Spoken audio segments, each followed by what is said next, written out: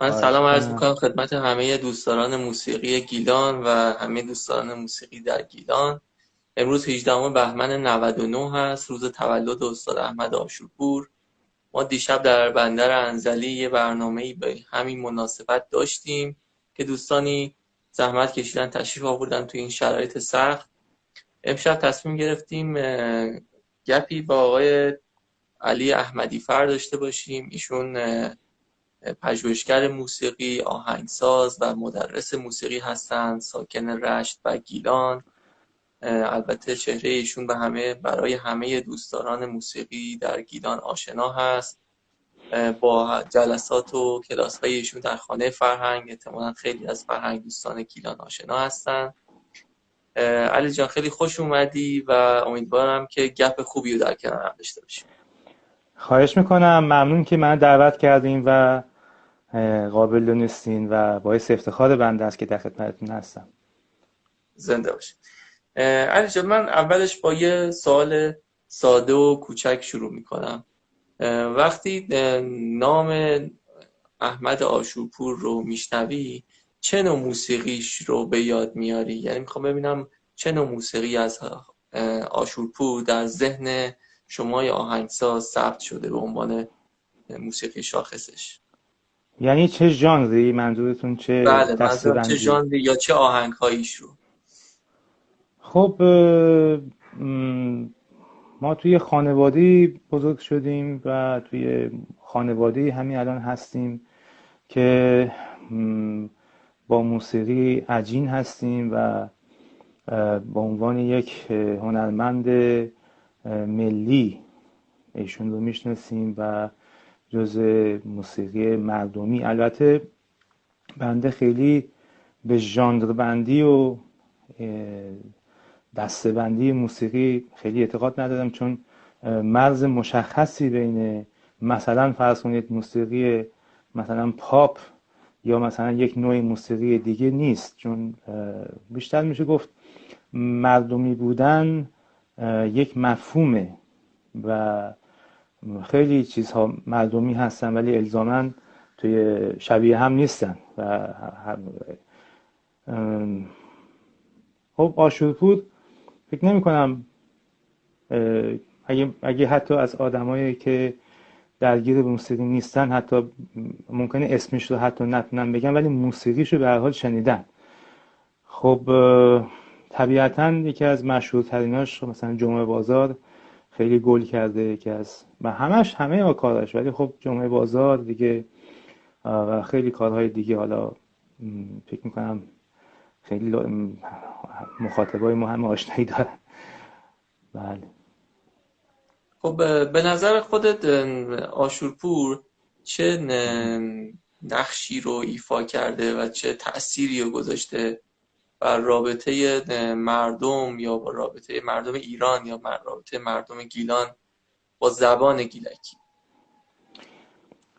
عاشورپور در یک برهه‌ای معرفی میکنه موسیقیش رو که زبان گیلکی زبان حتی رسمی نبوده بین خود گیلانی ها، چون به هر حال ما به هر حال از قدیمی ها، از نسل های قبل، یک نسل دو نسل قبل که مثلا میپرسیم میبینیم که زبان گیلکی بین یعنی در حالت محاوره و در محیط خصوصی بیشتر گیلکی صحبت میکردن تا جایی که من به گوشم رسیده، و زبان رسمی که گیلانی ها اگر میخواستن صحبت بکنن زبان آذری بوده، ترکی بوده، یا بعضیاشون حالا روسی صحبت شاید میکردن، منطقه انزلی بیشتر. برای همین هم هستش که خب با واژه های روسی اینجا خب خیلی آشنایی دارن.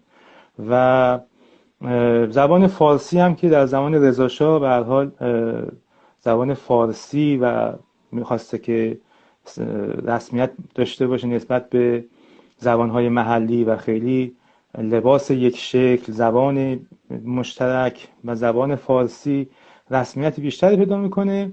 و در این موقع موسیقی عاشورپور با جدیت داره موسیقی با زبان گیلکی معرفی میکنه و من فکر کنم که حق بزرگی به حفظ زبان گیلکی ایشون داره، به علت اینکه این کار رو هم انجام میده و هم گسترش پیدا میکنه و هم تاثیر میذاره. یعنی شاید خیلی ها این هدف رو داشتن ولی نتونستن به این اندازه که آقای استاد آشورپور تاثیر گذاشتن و زبان گیلکی رو به صورت رسمی معرفی بکنن، این شاید به این اندازه نتونستن و این اتفاق بسیار مهم و بزرگی هست. و حالا در طول، یعنی همونجوری که خیلی ها شاید تو نسل قبل از ما مواجه هستن، زبان گیلکی نه تنها خیلی رسمی هم نبود خیلی جاها، بلکه با برنامه سازی هایی که میشد زبان گیلکی رو متاسفانه به شکل خیلی در یک شکل که با جایگاه پایینی معرفی میکردن.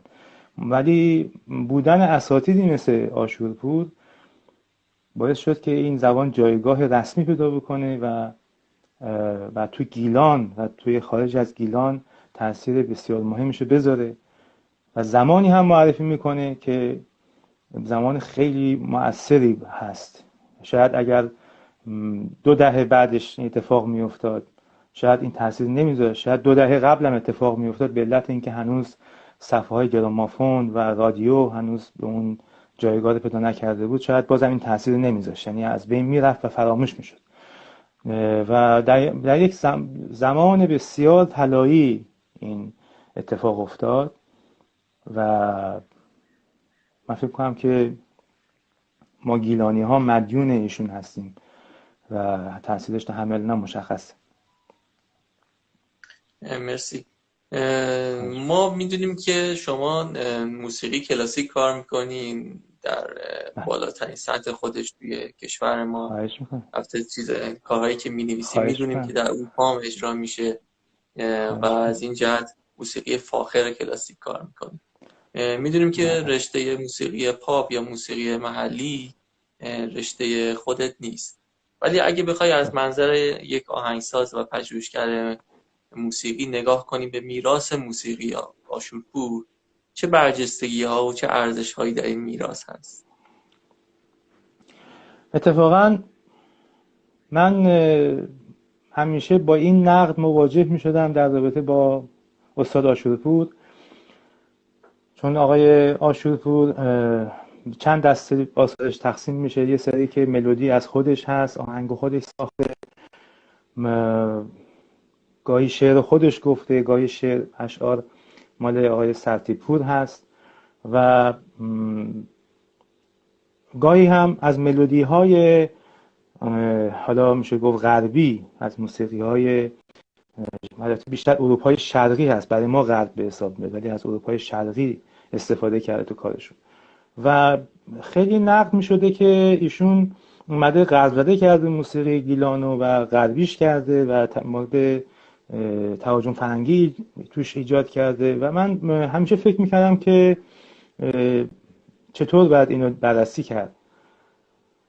من چند تا نکته میخوام عرض کنم که خیلی مهمه. اول اینکه باید ببینیم که موسیقی ایشون که معرفی میشه به عنوان موسیقی محلی، که موسیقی محلی از نوع روستایی که یا از نوعی که شکل کهن یا باستان باشه نیست. یعنی ما موسیقی های محلی داریم مثلا قوم تالش که شاید به خاطر اینکه یکی از اقوام قدیمی گیلان هستن شاید چند هزار سال شاید حتی قدمت داشته باشه، یا موسیقی های محلی هستن چند صده قدمت دارن. اما موسیقی آشورپور موسیقی هستش که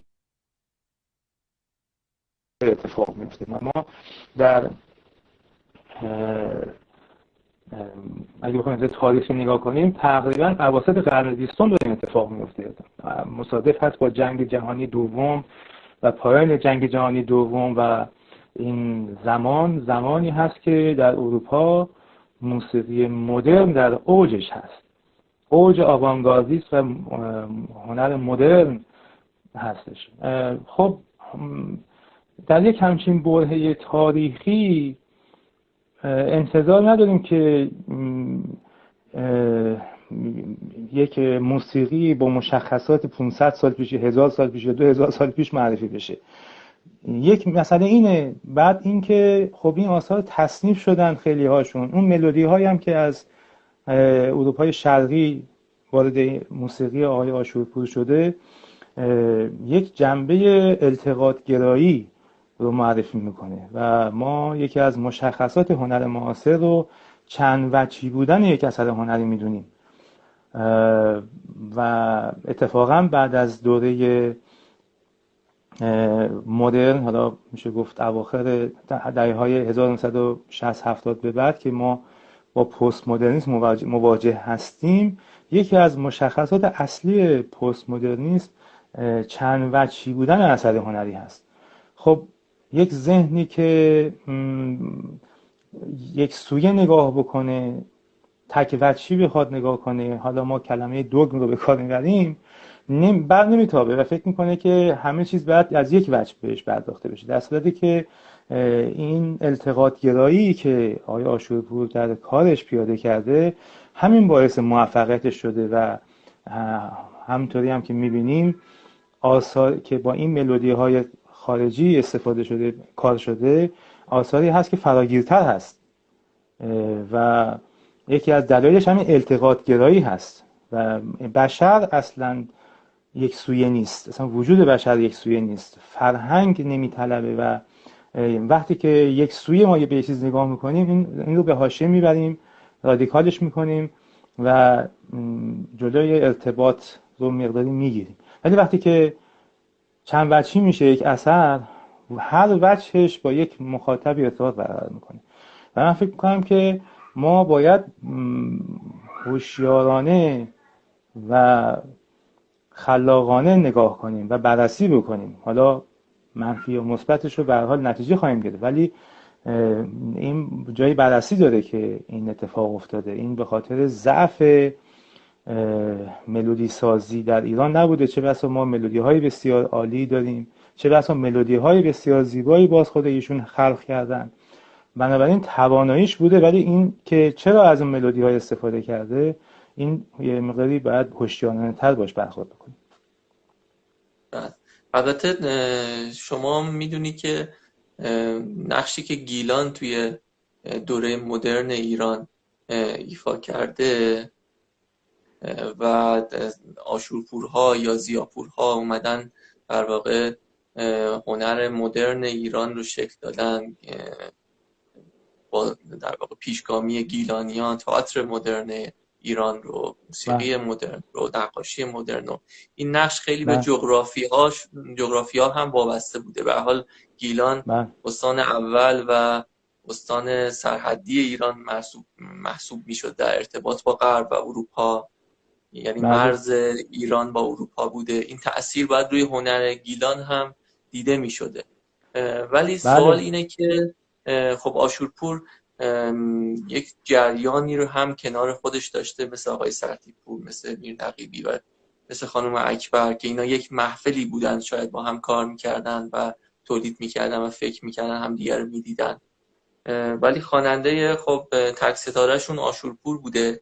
سوال اینه که این نوع موسیقی تلفیقی و التقاطی که به وجود اومد و تعدادش بر اساس ملودی های غربی بود، بعضی از ترانه ها بر اساس رویکرد ترانه سرای نوین در غرب بود، این موسیقی چرا ادامه پیدا نکرد؟ یعنی این نوع موسیقی چرا به نسل بعد منتقل نشد؟ نسل بعد اساتیدی بودن که در اون زمان نوگامانی بودن که عاشورپور بهشون اعتماد به نفس رو داده بود که میتونن گیلکی بخونن. اومدن جعفرودی ها و مسعودی ها و غیره شروع کردن به گیلکی خوندن، ولی این نوع موسیقی رو ادامه ندادن. یعنی نیومدن روی این موسیقی متأثر از موسیقی غربی یا این موسیقی تلفیقی موسیقی ایران با موسیقی بیرون از ایران کار کنن و این راه رو ادامه بدن. این اتفاق چرا نیفتاد؟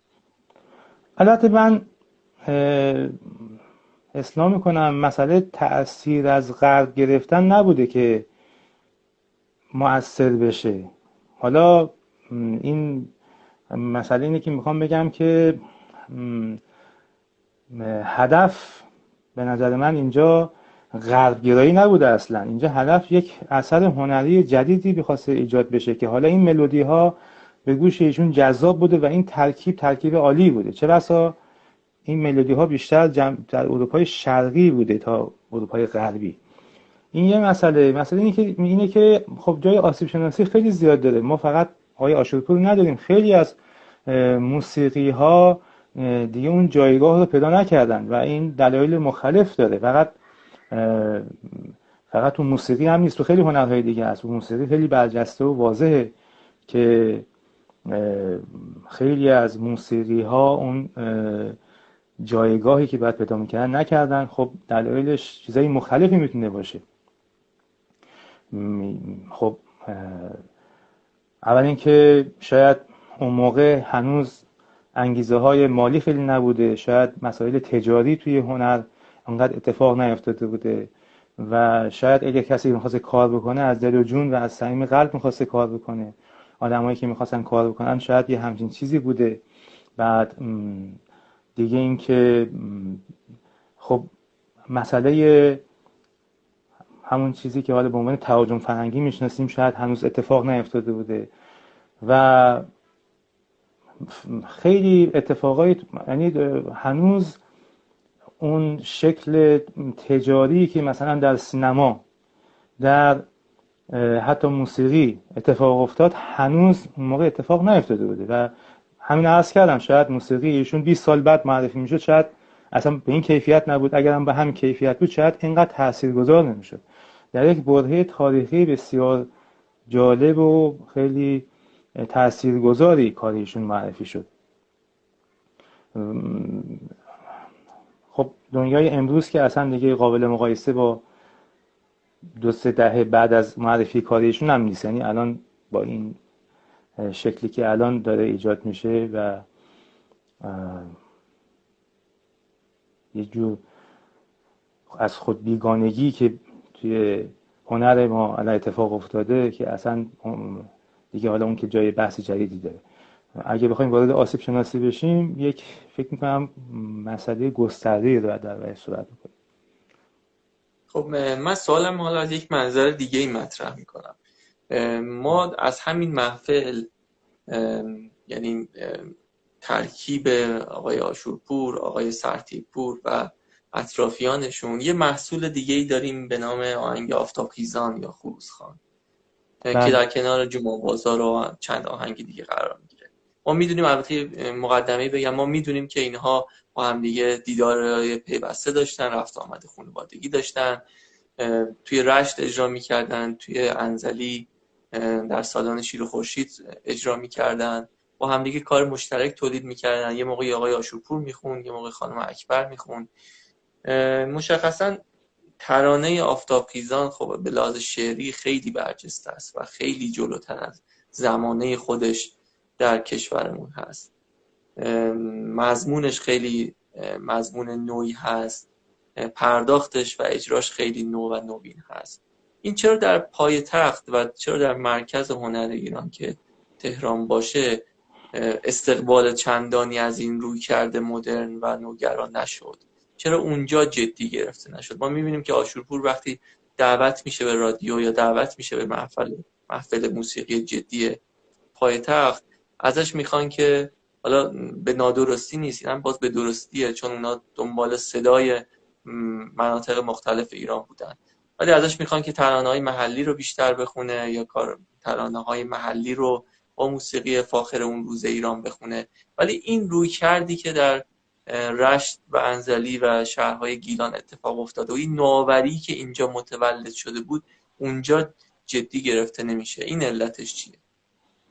خب من نظر روابطی که حالا اون موقع بوده بین ایشون و حالا برنامه‌هایی که تو تهران بوده که من در این زمینه هیچ تحقیقی ندارم. من شاید نظر هنری بتونم برداشتم رو بگم. علاوه بر این که حالا به هر حال یه مقداری دید مرکز به شهرستان‌ها، این مقداری دیدی از بالا بوده همیشه و این چیزیه که متاسفانه وجود داره. حتی خیلی از شهرستانی‌ها که میرن تهران همه را عرضه میکنن، ولی خیلی ها یه دیده از بالای این کار پیدا میکنن به شهر حتی زندگی خودشون. مثلا طرف میگه من رفتم تهران فلان کار کردم. حالا این تهران از کجا شروع میشه؟ از میدان آزادی تو خیابون شروع میشه تا هر محیط دیگه. بنابراین یک مسئله که حالا این هست.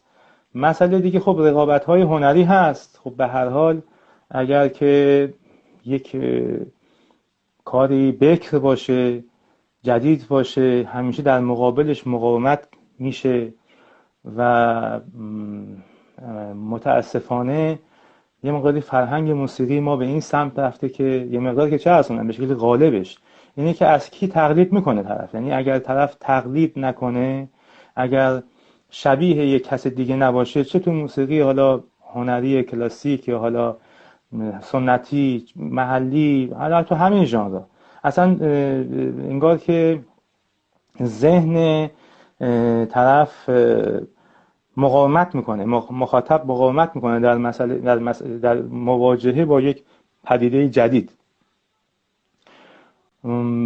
هم مقاومت میکنه، همین که رقابت‌های هنری هست. من نمیدونم اینا چه ارتباطایی داشتن، ولی فقط ایشون نبوده، خیلی کسان دیگه ای امکان بروز داشتن ولی نذاشتن که اینها بروز پیدا بکنن، حتی از خود تهرانش.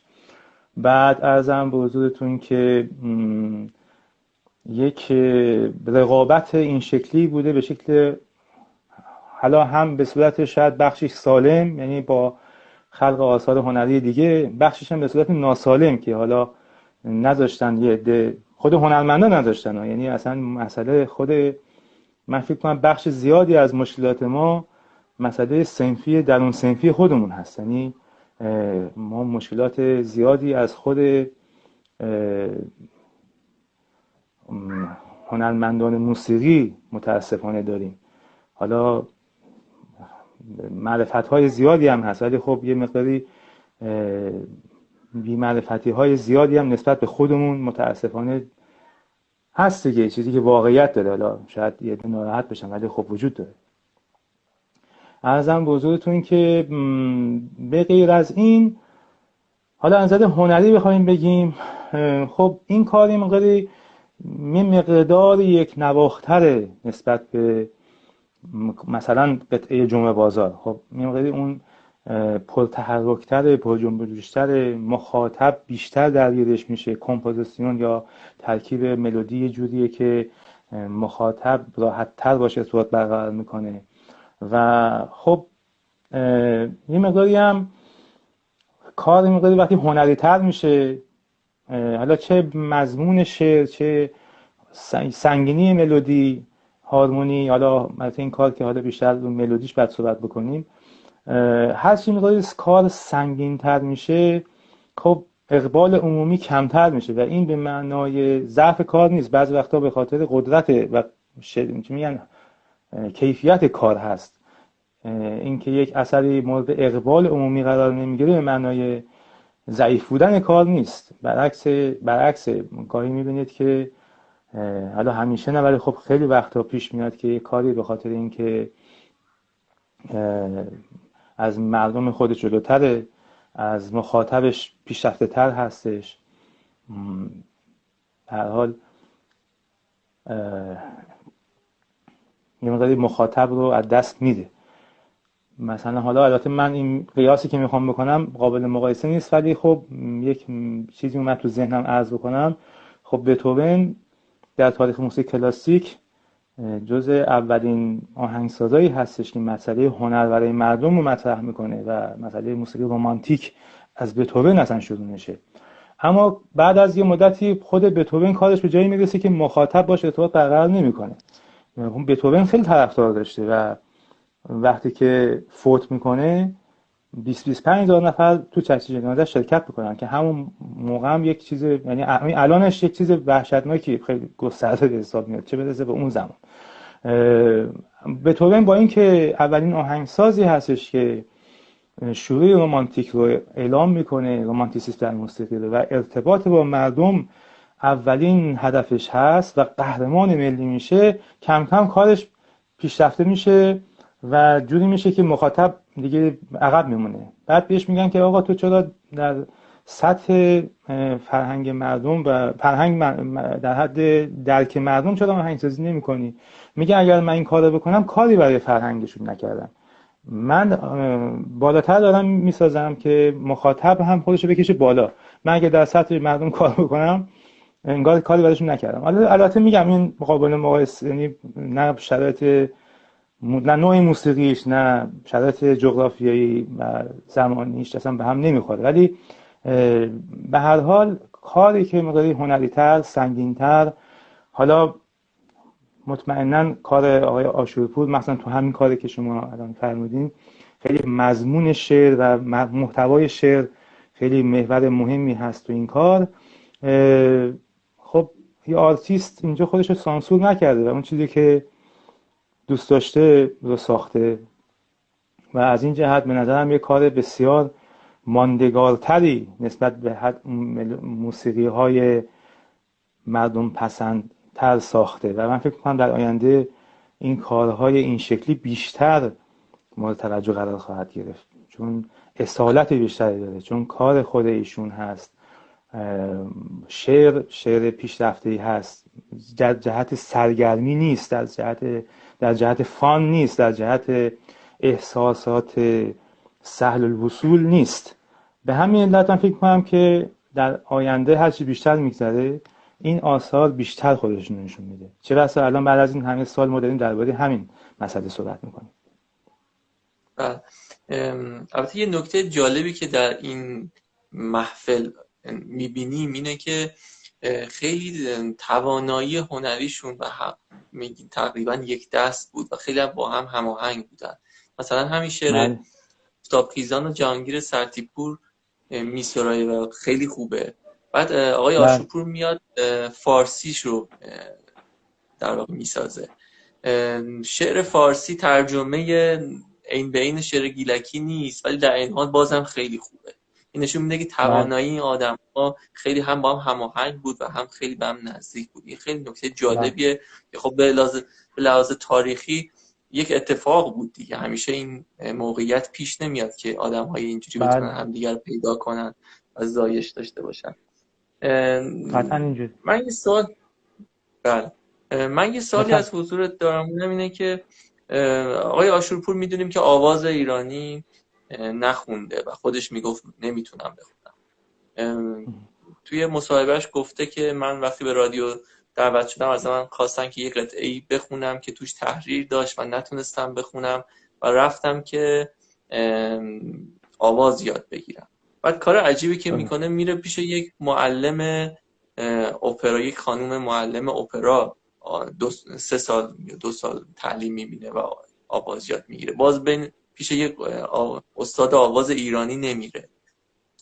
بعدم یه مدت کوتاهی پیش یک خانم دیگه دوره میبینه که البته میگه ایشون چیز بیشتری به من یاد نداد و من دیگه ادامه ندادم.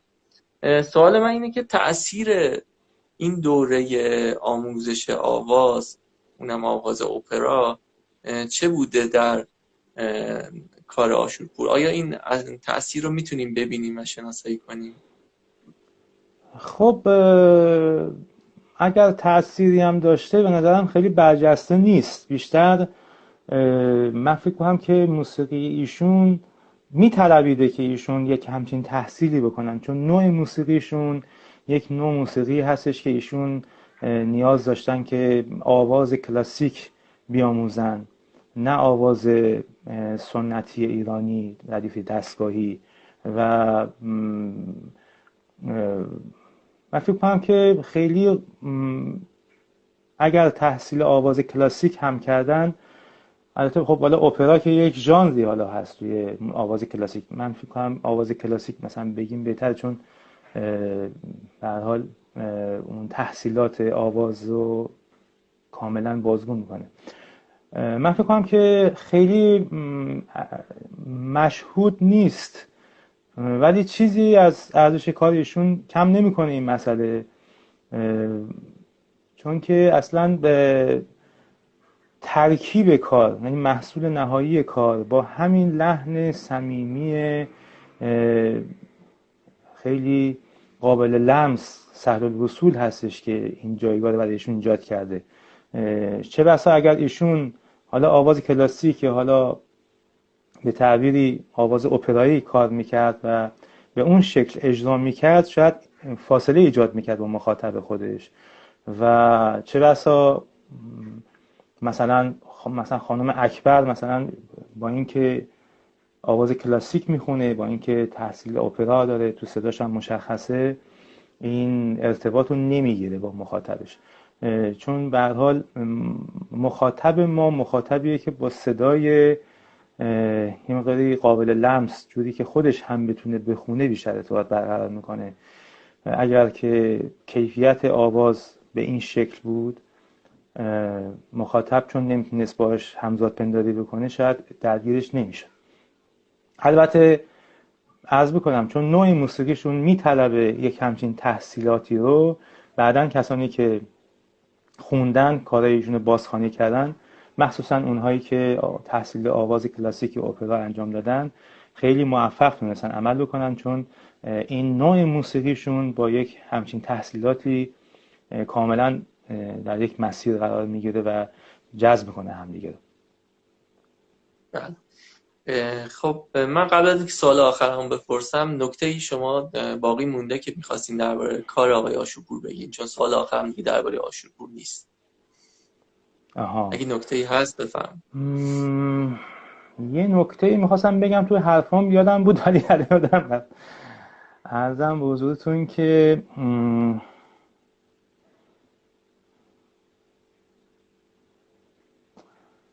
حالا می‌خوایم بعد از این سوال آخر اگر یادم اومد، بعد از اون اگه یادم اومد بعد خودم آخر صحبتام عرض بکنم.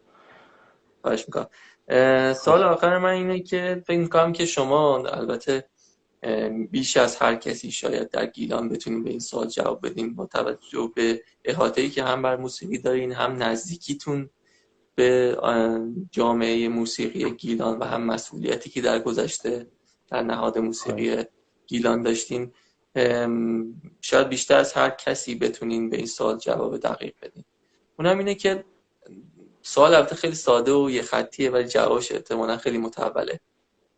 دلیل نازایی موسیقی گیلان، اگه این تعبیر یه ذره تند رو بتونیم به کار ببریم، دلیل نازایی امروز موسیقی گیلان که انگار همه ناراضی هن از اینکه تولیدات زیادی نداره این جامعه موسیقی، یا تولیدات مبتنی بر فرهنگ بومی خود این خطه نداره این جامعه موسیقی، چی میتونه بشه؟ خب مسئله کیفیت کار هست، دغدغه های، من فکر کنم که هنرمندا شاید این نیست، شاید اگرم دغدغه‌شون هست بسترش مناسب نیست. به هر حال خیلی جالب نیستش که ما در گیلان مثلا زندگی میکنیم ولی هر نوع موسیقی رو مثلا حاضریم یاد بگیریم یا با هر فرهنگ آشنا میشیم، با فرهنگ خودمون خیلی آشنا نباشیم. و نه فقط تو گیلان، من فکر کنم که خیلی جاهای ایران و خیلی جای دنیا اتفاق افتاده. الان مثلا فرض کنید طرف توی چابهار زندگی میکنه، بعد اگر بره مثلا تحصیل موسیقی بخواد بکنه، باید یا موسیقی کلاسیک مثلا فرض کنید اروپایی بزنه یا موسیقی ردیف دستگاهی یاد بگیره، در صورتی که مثلا طرف تو خود چابهار موسیقی بسیار عظیم و غنی بهش رسیده و موزیسین های اونجا هستن که اینها میتونن معرفی بشن توی آموزشگاه های موسیقی اونجا، توی تحصیلات دانشگاهیش میتونه بر اساس تحقیق اون موسیقی باشه، که البته داره اتفاق میفته، چون به هر حال ما الان خب کمیت ما خیلی گسترش پیدا کرده و مطمئنا رو کیفیت تاثیر میذاره. چه بسا من آینده روشنی میبینم تو این زمینه، چون به هر حال با این تعداد آموزشگاه ها و دانشگاه ها و اینها و این همه تحصیل کرده موسیقی، به هر حال مطمئنا در نهایت آثار هنری که ساخته میشه، خلق میشه، ماندگار خواهد بود، تاثیرگذار خواهد بود و این اتفاق خواهد افتاد. مطمئنا اگر هنرمندی یک کار بکری انجام بده، یک کار هنری انجام بده، المان‌های هنری داشته باشه که کیفیتش جوری باشه که بتونه خارج از گیلان و ایران و در محافل هنری برجسته دنیا معرفی بکنه، مطمئناً آینده ساز ناحیه خواهد بود. من فکر میکنم این یعنی اجتناب ناپذیره. ممکنه هنوز ما داریم میبینیم این مسئله و به اون شکلی که باید باشه، نه که نیست، ولی من فکر کنم که در آینده اتفاق خواهد افتاد، چون کمیت قطعا روی کیفیت تاثیر خواهد گذاشت و ما الان موزیسین های باسواد زیادی داریم توی گیلان که هیچ وقتی نه فقط نه تو گیلان، هیچ جای ایران، شاید هیچ جای دنیا اینقدر ما ازن تحصیل کرده موسیقی و این همه مدرسه موسیقی، این همه مدرسه، منظور آموزشگاه موسیقی نداشتیم. این اتفاق میفته، ولی خب اگر بخواد کیفیتش رو ببینیم، یعنی شکل با کیفیتش ببینیم، مشمول زمان میشه. نمیشه کار هنری رو در یک زمان کوتاه، یک کار ماندگار رو در یک زمان کوتاه ما برداشت بکنیم. ما الان هنرمندایی داریم که مثلا تو موسیقی کلاسیک ارکستر درست کردن، ارکستر سمفونیک درست کردن، واقعا اینا زحمت کشیدن، همشون هم تحصیل کرده هستن و خودجوش هم این کار کردن. خب این اصلا یه اتفاق بسیار بزرگی است در زمینه تحقیق رو موسیقی محلی گیلان، در زمینه خیلی مسائل مختلف. اما این که یعنی من فکر میکنم که وقتی میتونه اون تاثیرگذاری کیفی نهایی داشته باشه و تاریخ ساز بشه، این باید به اونجایی برسه که محافل هنری مخاطبش قرار بگیرن. من همچین فکر میکنم. من یک مثلا گروه تئاتری بود، بعد اینا خیلی میگفتن که ما خیلی مخاطب داریم و خیلی برو داریم و اینها. بعد بهشون گفتم شما مثلا تا به حال رفتید اصفهان اجرا بکنید؟ گفتن نه. گفتم شما تا حالا رفتید مثلا ارمنستان اجرا بکنید؟ تا حالا رفتید مثلا لهستان اجرا بکنید؟ گفتن نه. گفتم خب وقتی برید یه جایی که بی‌طرف باشه، طرف اونجا نقد بکنه، اون حسابه. اینجا خب من خودم اینجا با خودمون کار بکنیم و خودمون بگیم به عجب کاری، این یه خورده به نظرم خب جالبه، این خیلی خوبه، ولی در هنر یک منتقد بی‌طرف میتونه جایگاه اون اثر هنری رو نقد بکنه و جایگاه درستش رو معرفی بکنه و با یکی دوتا کارم نمیشه. بعد یک حجم زیادی از کار ارائه بشه و این حجم زیاد تاریخ ساز خواهد شد، بعد بیس آموزش موسیقی قرار خواهد گرفت و آموزش هنری قرار خواهد گرفت. حالا شاید یکی بگه که مثلا ژاپنی چی میفهمه از موسیقی ما؟ نه، اصلا اینجوری نیست. الان مثلا فرض کنید حاج غلمان سلیمانی رو از فرانسه اومدن دنبالش، دوبار بردنش اونجا، کارش ضبط کردن، تولید کردن، اجرا کردن، بعدم برش گردوندن توی روستای خودش، نذاشتن اونجا بمونه. خب این دید هنری وجود داره اینجا. یا مثلا آقای ضیاپور رو در نهایت چه جاهایی رسید و کجاها معرفی شد؟ خب این آقای ضیاپور به خاطر کار محفلی یا مثلا اینکه توی یک ناحیه‌ای حالا مثلا چند نفر میشناختنش معرفی نشد. اینجا یک اتفاق هنری داره میفته و المان‌های هنری مشخصه. شما اگر الان بخواید مثلا فرض کنید در زمینه موسیقی سنتی ایران فوق لیسانس بگیرید، تهران میگیرید، دکتراشو بخواید بگیرید، بعد برید مثلا لندن بگیرید. خب این چی میگن، دانش پیشرفته‌ای هست، آثار هنری مشخصاتی داره و قابل نقد هست و اگر به این محافل یک کار هنری ارائه بشه، مطمئناً اون جایگاه خودش به دست خواهد آورد. چه بسا داریم یه همچین آینده‌ای من فکر می‌کنم در انتظار ما. و حالا بازم ممکنه بگن چطور این اتفاق میفته؟ خب میفته. ما یه جور موسیقی محلی داریم، موسیقی این ناحیه داریم که میره ارائه میشه. یک موقع هستش که یک مؤلف، آهنگساز و کمپوزری داریم که این کار انجام میده. این محل ارائهش فرق میکنه، مثل یک نقاشی که در یک گالری نقاشی کارش ارائه میده و اینجا دیگه هنر محلی یک ناحیه نیست. تولیدات هنری ما به اینجا خواهد رسید، چون من فکر کنم با این گستردگی آموزشی که الان وجود داره این اتفاق خواهد افتاد.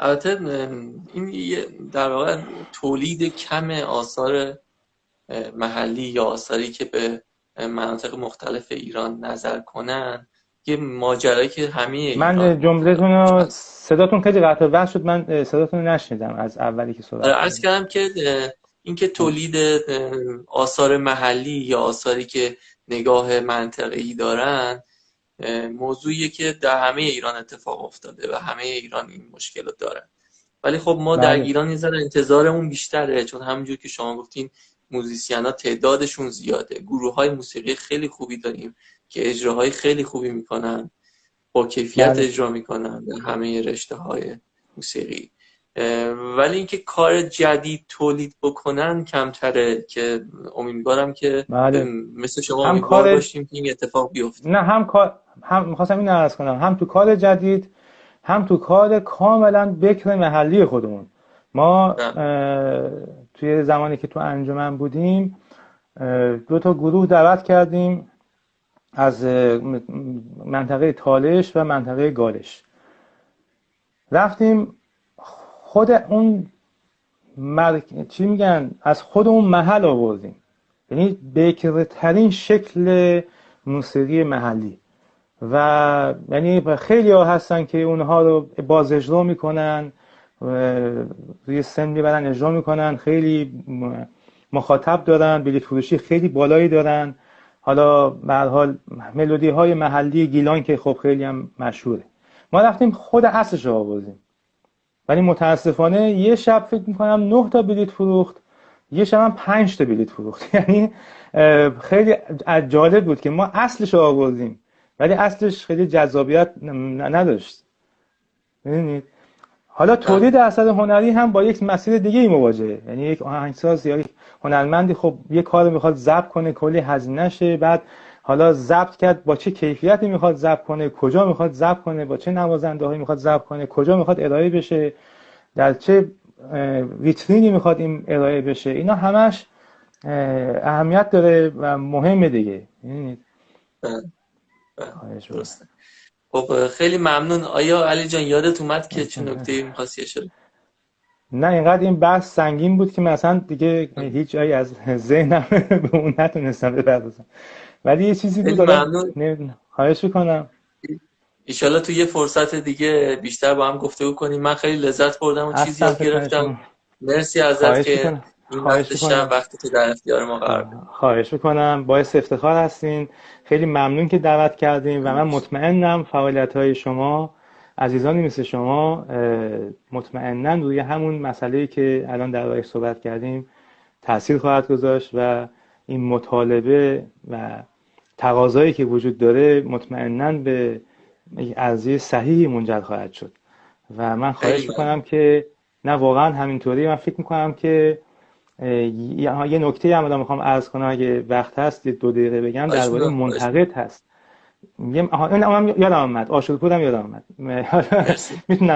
میتونم بگم بله خواهش میکنم. حتما من خواهش میکنم.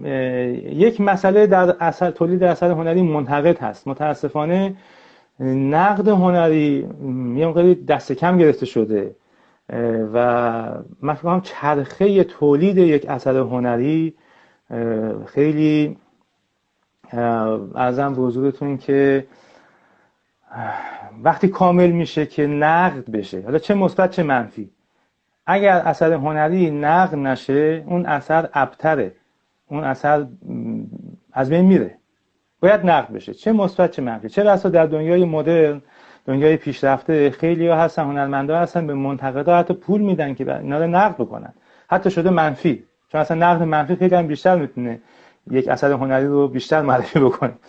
من فکر کنم یکی از آسیب‌های موسیقی ما نبود منتقده و منتقد آدم باسوادی باید باشه. منتقد از خود اون هنرمند باید مسلط‌تر باشه با اثر هنری.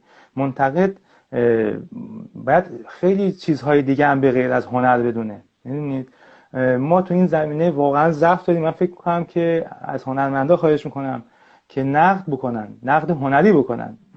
خیلی‌ها چون نقد رو با یه سری مسائل دیگه اشتباه میگیرن. نقد هنری و علمی بکنن و این مستلزم اینه که اول یک آنالیز و یک بررسی علمی از کار ارائه بدن و بعد حالا با معیارهایی که دارن بسنجن.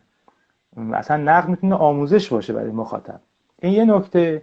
یکی دیگه هم درباره این بود که چرا بعضی از این ملودی ها خیلی مشهور شد و کار خود آقای آشورپور خیلی هم مشهور نشد. یه نکته دیگه هم می‌خواستم بگم درباره این که مسئله کپی رایت. کپی رایت میتونه بسیار تاثیرگذار باشه. چرا اصلا اگر کپی رایت بود شاید مثلا آقای آشورپور شاید اصلا نمیتونست اون ملودی ها رو استفاده بکنه اگر صاحب اثر داشت.